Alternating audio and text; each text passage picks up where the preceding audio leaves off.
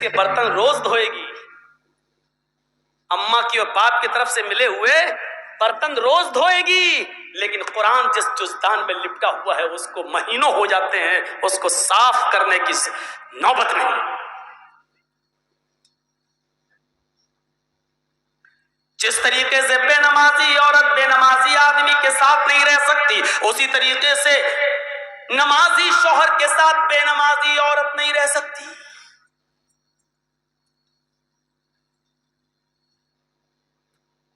دیکھ رہے ہیں آپ، ان نبیوں پر بھی نماز فرض تھی۔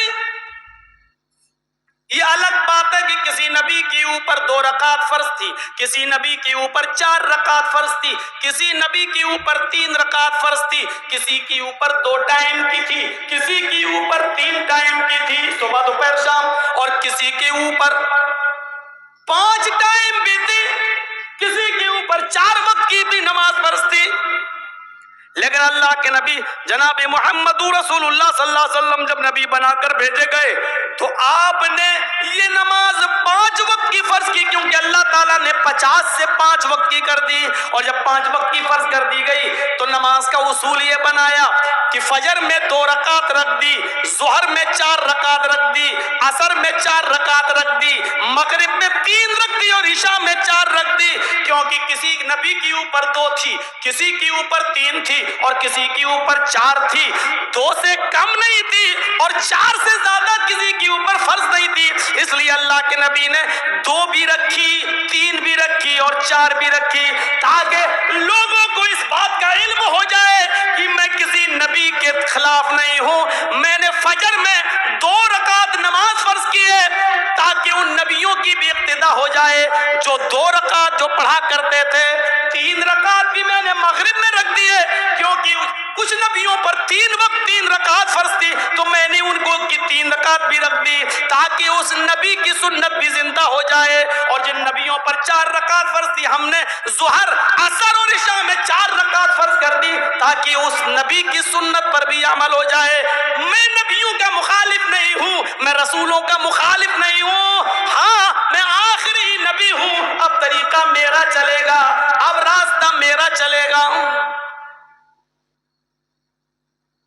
دنیا میں 3 ہی قسم کی مخلوق ہے، ایک مخلوق جو ہمیشہ کھڑی رہتی ہے جیسے پیڑ، درخت، پہاڑ، یہ کھڑے ہیں۔ کچھ مخلوق جھکی ہوئی ہوتی ہے جیسے بھینس، بکری، گائے، بھیڑ۔ آپ دیکھیے ہم لوگ جب ایسے رکوع میں چلے جائیں تو بالکل وہی شکل ہو جاتی ہے، اور کچھ مخلوق زمین سے چپکی ہوئی ہوتی ہے جیسے چھپکلی، چوہا،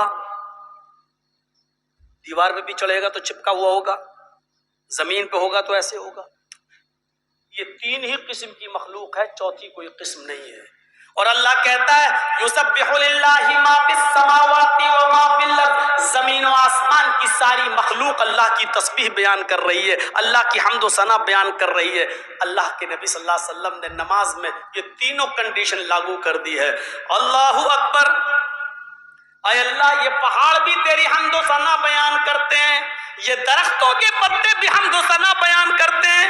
اگر تجھے کھڑے ہو کر کی جانے والی عبادت زیادہ پسند ہے درختوں کی، پہاڑوں کی، تو دیکھ میں کھڑا ہوں، اللہ اکبر، میری اس ادا کو قبول کر لے۔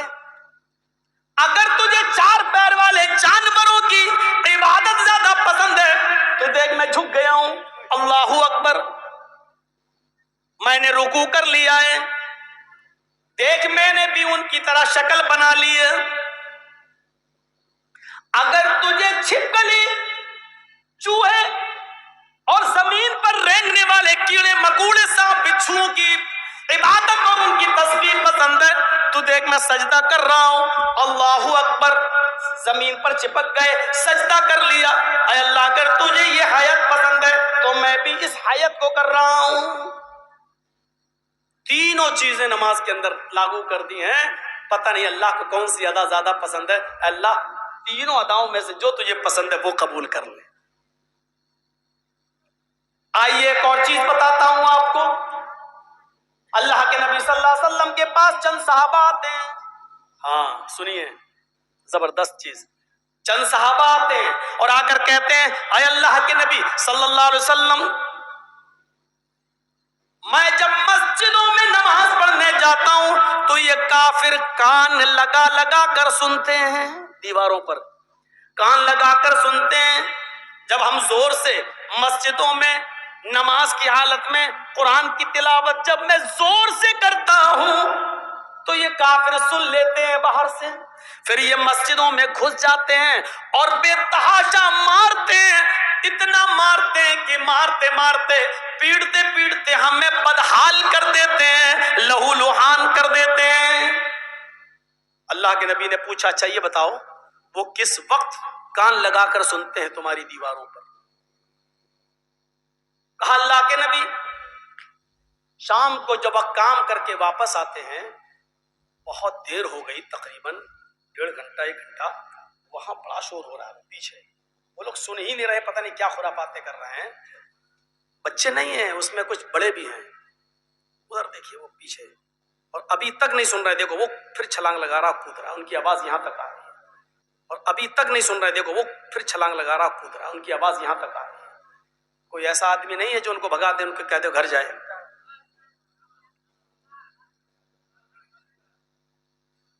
اتنے شیطان بچے. پوچھا اللہ کے نبی صلی اللہ علیہ وسلم نے اچھا یہ بتاؤ کہ وہ کس وقت کان لگا کے سنتے ہیں؟ کہا اللہ کے رسول وہ جب شام کو کام کر کے واپس آتے ہیں، جب تو وہ کان لگا کر سنتے ہیں، یعنی عصر کے وقت. تو اللہ کے نبی صلی اللہ علیہ وسلم نے فرمایا اچھا تو کان لگاتے ہیں وہ دیواروں پر؟ کہاں. تو ٹھیک ہے پھر عصر میں تم قرآن کی قرأت زور سے کرنا بند کر دو، یعنی آہستہ پڑھ لو. اور کب کان لگاتے ہیں؟ کہ اللہ کے رسول قیلولہ کرتے وقت. ہم لوگ جب دوپہر میں کام کر کے آتے ہیں، گھر میں کھانا کھا کے تھوڑا سوتے ہیں، قیلولہ یعنی ظہر کی نماز کے وقت وہ کان لگا کر سنتے ہیں اور ہم کو پکڑ کے مارتے ہیں جب ہم زور سے قرآن کی تلاوت کرتے ہیں تب. تو اللہ کے نبی نے کہا ظہر میں بھی تم قرآن کو آہستہ پڑھو. دیکھیے آپ نے یہ نہیں کہا کہ نماز گھر میں پڑھ لو. مقامی آدمی ہو جو کہیں کا رہنے والا ہو، آپ اپنے گاؤں کے رہنے والے ہیں تو آپ اپنے گھر پہ نماز نہیں پڑھیں گے. کوئی مسافر آدمی ہے، سفر سے آیا ہے، تو وہ جہاں ٹھہرا ہے، جہاں رکا ہے، وہ نماز پڑھ سکتا ہے اپنے مقام پر جہاں وہ ٹھہرا ہے، اس لیے کہ اس کو قصر میں کرنا ہے، 2 رکعت پڑھنا ہے. اور مسافر ظہر اور عصر ایک ساتھ پڑھ سکتا ہے، مغرب اور عشاء ایک ساتھ پڑھ سکتا ہے، وہ 2 نمازیں ملا سکتا ہے، اس کو گنجائش ہے. لیکن مقامی آدمی کو نہیں. اللہ کے رسول نے ان سے کیا کہا؟ اچھا ظہر میں مارتے ہیں اور عصر میں مارتے ہیں؟ کہاں. تو ٹھیک ہے ظہر میں آہستہ پڑھ لو اور عصر میں آہستہ پڑھ لو. اچھا یہ بتاؤ مغرب میں؟ کہ اللہ کے رسول وہ بہت دیر سے آتے ہیں تو مغرب میں وہ کان لگا کے نہیں سنتے ہیں. تو آپ نے فرمایا پھر مغرب میں قرآن کی تلاوت زور سے کرو. اچھا عشاء میں؟ ہاں اللہ کے نبی جب وہ گھر کاروبار کر کے کھیتی باڑی کر کے واپس آتے ہیں تو عشاء میں بھی کان لگا کے سنتے ہیں. آپ نے فرمایا ہاں تو وہ عشاء میں بھی نہیں سنتے کیونکہ تھکے ہوئے ہوتے ہیں، کھانا کھایا اور سو گئے. مغرب کے بعد آتے ہیں سنتے نہیں ہیں، اس لیے آپ نے کہا مغرب میں پڑھو زور سے. عشاء کی نماز آپ اتنی دیر سے پڑھتے ہیں کہ ان کو نیند آ جاتی ہے، وہ عشاء میں بھی نہیں سنتے. آپ نے فرمایا تو عشاء میں بھی پڑھو. اچھا فجر میں؟ کہ اللہ کے نبی فجر میں تو وہ خود ہی گھوڑا بیچ کے سوتے رہتے ہیں. تو آپ نے کہا پھر فجر میں بھی زور سے تلاوت کرو. پہلے یہ 5 وقت زور سے تلاوت ہوتی تھی، 5 نمازوں میں زور سے پڑھا جاتا تھا. الحمدللہ رب العالمین. جب صحابہ نے شکایت کی کہ اللہ کے رسول یہ ہمیں مارتے ہیں، کانوں میں دیواروں پہ کان لگاتے ہیں، سن لیتے پڑھ رہے ہیں تو مارتے ہیں، پیٹتے اتنا مارتے کہ لہو لہان ہو جاتے ہیں. تو آپ نے کہا کب مارتے ہیں؟ کہا ظہر میں. آپ نے کہا ظہر میں آہستہ پڑھو. کب مارتے ہیں؟ کہا عصر میں. عصر میں بھی آہستہ پڑھو. مغرب میں؟ کہا نہیں زور سے پڑھو. عشاء میں سو جاتے ہیں وہ، زور سے پڑھو. فجر میں نہیں اٹھتے ہیں وہ، زور سے پڑھو.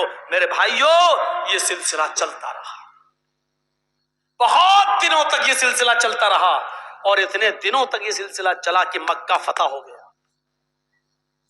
جب مکہ میں کامیابی مل گئی اور نبی کی حکومت آ گئی، تب صحابہ کرام نے پھر عرض کیا، اب جو چیز بتانا چاہتا ہوں وہ سنیے۔ اب صحابہ نے عرض کیا، اے اللہ کے نبی، جب ہمارے حالات خراب تھے، جب یہ ہمیں مارتے تھے پیٹتے تھے، جس کی وجہ سے آپ نے آہستہ پڑھنے کا حکم دے دیا تھا ظہر میں اور عصر میں، اب تو یہ مارتے نہیں ہیں، اب تو حکومت ہمارے ہاتھ میں آ گئی، اب تو مکہ اور مدینہ کی باغ ڈور ہمارے ہاتھ میں ہے، تو اے اللہ کے نبی ہمیں پہلی والی اجازت دے دیجئے، اب ہم پھر سے 5 وقت کی نمازوں میں زور سے تلاوت کریں۔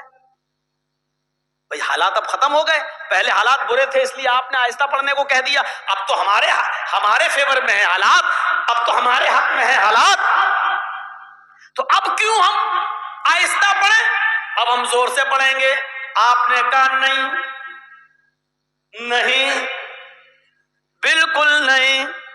صحابہ نے کہا اللہ کے رسول، کیا یہ وجہ نہیں تھی کہ یہ لوگ ہمیں مارتے تھے اس لیے آپ نے آہستہ پڑھنے کے لیے کہہ دیا تھا؟ آپ نے کہا وجہ یہی تھی۔ کہا جب وہ ریزن ختم ہو گیا، جب وہ وجہ ختم ہو گئی، تو اب زور سے پڑھنے کی اجازت کیوں نہیں دی جا رہی ہے؟ اللہ کے نبی نے کیا فرمایا؟ آپ نے فرمایا اس لیے کہ بعد میں آنے والے لوگ جب یہ سوچیں گے کہ ظہر میں عصر میں آہستہ پڑھنے کی اجازت کیوں دی، اور مغرب میں عشاء میں اور فجر میں زور سے تلاوت کیوں کی جاتی ہے، جب یہ بعد میں آنے والے لوگوں کو پتا چلے گا، جب وہ اس کی ہسٹری پڑھیں گے، جب وہ حدیثیں پڑھیں گے، جب ان کو معلوم ہوگا کہ صحابہ کرام مار کھاتے تھے، اتنا پیٹے جاتے تھے کہ ان کی چمڑی ادھڑ جاتی تھی، لہو لہان ہو جاتے تھے، اس کے باوجود انہوں نے نماز نہیں چھوڑی، مارے کھائیں لیکن نماز پڑھی، آہستہ پڑھی لیکن پڑھی، نماز چھوڑی نہیں ہے۔ جب ان کو اس بات کا علم ہوگا تب ان کو پتا چلے گا کہ صحابہ کرام نے بڑی سے بڑی مصیبتیں جھیلی ہیں لیکن نماز نہیں چھوڑی ہے، نماز